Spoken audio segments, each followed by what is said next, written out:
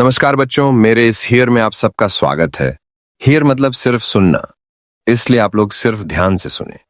तो आज हम सुनेंगे कक्षा 11 से हिंदी की यह कविता तुम आओ मन के मुग्ध मीत, जिसके कवि हैं डॉक्टर सरगु कृष्णमूर्ति।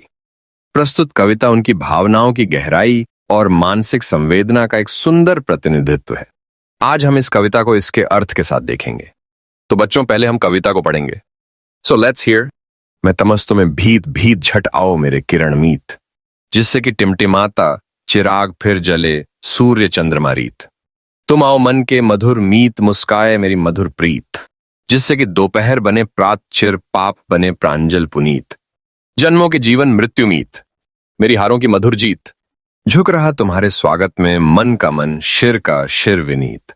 तुम जाओ मम कल्याण राग, झन झना उठे मेरा अतीत। किलकिलिया उठे कंटक परीत, अंगार हृदय मंदार गीत। कितने दिन कितनी संध्याएं, कितने युग यूं ही गए बीत। मैं जोहपत वर्षा कामी तरुसा हूं कब से शीत भीत।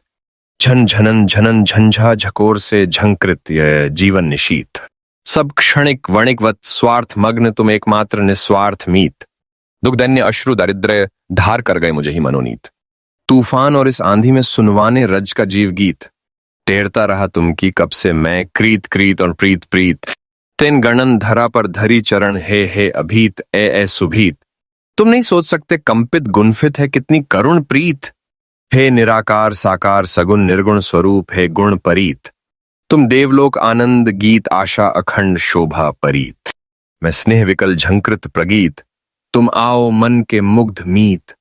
कवि सरगु कृष्णमूर्ति की कविता तुम आओ मन के मुग्ध मीत में कवि अपने प्रियतम, अपने किरण मीत यानी जीवन के प्रकाश समान सखा को पुकार रहे हैं। यह सखा ईश्वर तुल्य निस्वार्थ और शुद्ध है, जो कवि के अंधकार और दुख को दूर कर सकता है। कवि चाहता है कि वह आए और बुझी हुई आशा की लौ को फिर से जलाए, जैसे सूर्य और चंद्रमा जगमगाते हैं। कवि कहता है कि उसके आने से दोपहर जैसी थकान सुबह जैसी ताजगी में बदल जाएगी और जीवन के सारे पाप पवित्र हो जाएंगे। कवि उसे जन्मों का मित्र और हार की जीत कहकर सम्मान देता है और उसके स्वागत में अपना मन और सिर झुकाता है।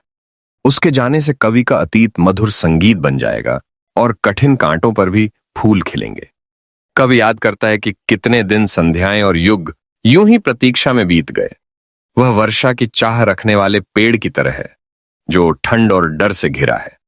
जीवन झंझा और आंधी से भरा है, पर वह मित्र ही एकमात्र निस्वार्थ है, बाकी सभी स्वार्थ में डूबे व्यापारी जैसे हैं। दुख, गरीबी और आंसुओं ने कवि को थका दिया, लेकिन वह चाहता है कि इस तूफान में भी उसके मित्र का सुनहरा गीत सुनाई दे।